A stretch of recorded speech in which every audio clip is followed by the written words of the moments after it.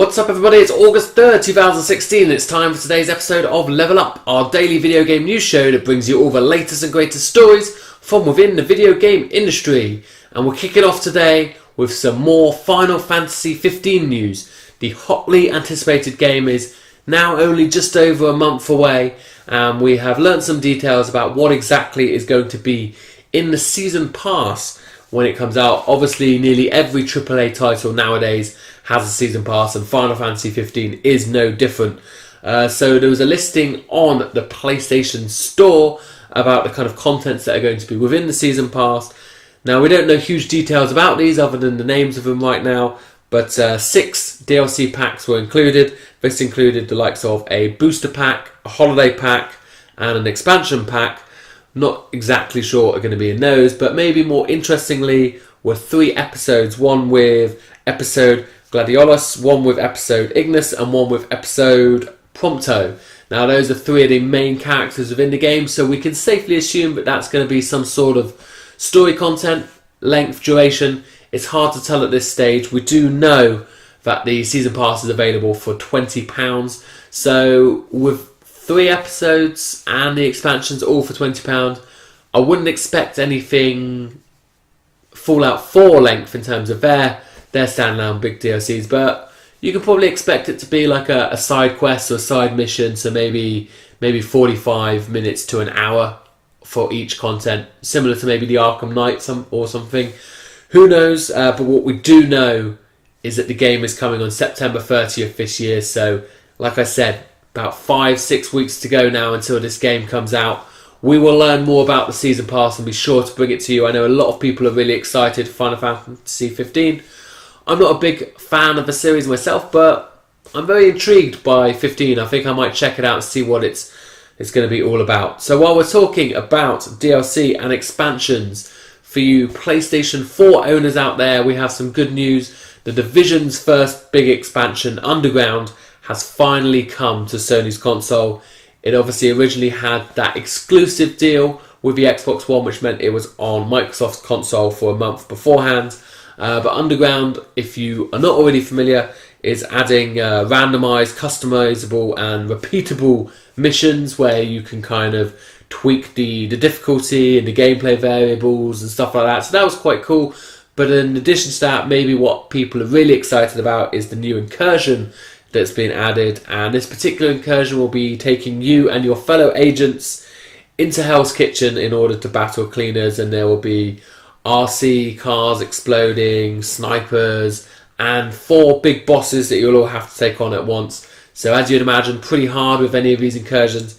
There is new gear sets available, which will be Blind, Deadeye, Firecrest and Reclaimer, and obviously this gives a good excuse for everyone to maybe jump back into the Division. We know it was criticised for not having much end-game content and post-end credit content. So hopefully now people can enjoy this, jump back in.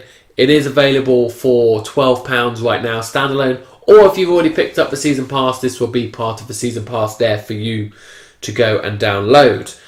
Moving on to some Xbox One news, and more specifically Rare's Sea of Thieves. So we do know that this pirate game is coming out in 2017, but we don't know too much about it at the moment. Luckily, there's been a new video. It's going to be a new series called The Inside Story. So this was the inaugural episode, and they had the executive producer and design director on the show talking about the game and exactly what it is. And let's just read a little quote to you here. To me, Sea of Thieves is basically every pirate show or film you've seen, but you can actually play and be immersed in. Living the pirate life is how I describe what we're trying to achieve.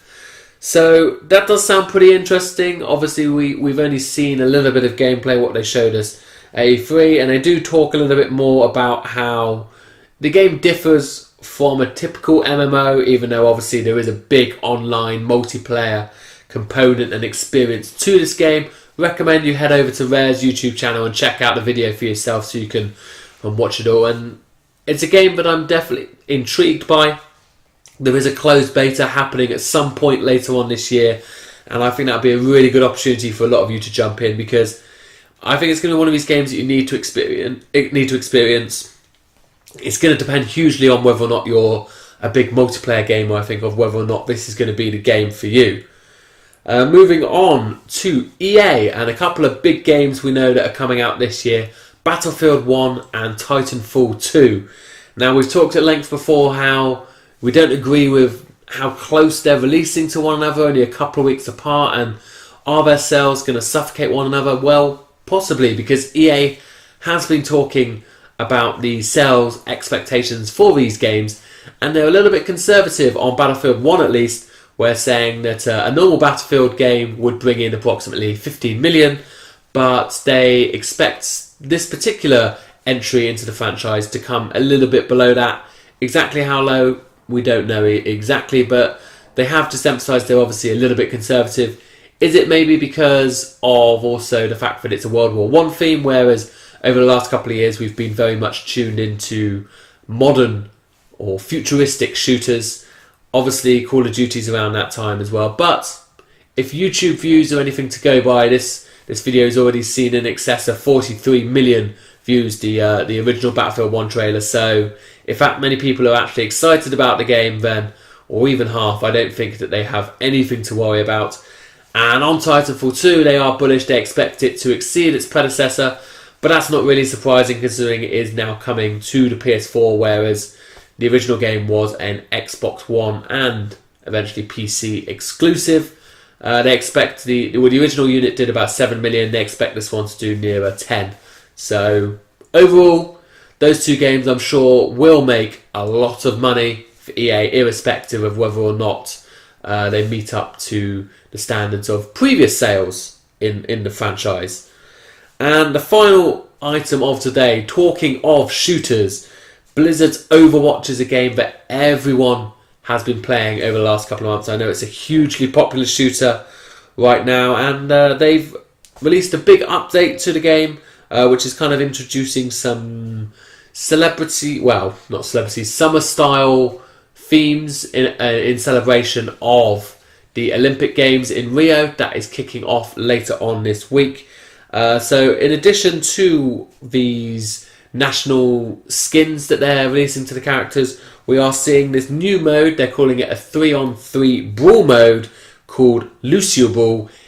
It very, very much just looks like their take on Rocket League. You'll be seeing it playing here, and it is almost a skin of Rocket League. I don't know if they've spoken to them at all or if they've just gone and made it, but yes, the actual skins that we've talked about before, in addition to this brawl mode where you do kind of knock a ball around and try to score, and you can jump into the air and stuff like that. So yeah, it very is Rocket-like-esque.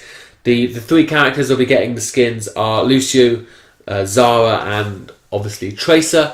So these are pretty cool. You will be able to get those within the game as well. Nice to see, obviously, they're always supporting and updating their game. And a nice little touch to the Olympic Games, which will be obviously a huge deal over the next month.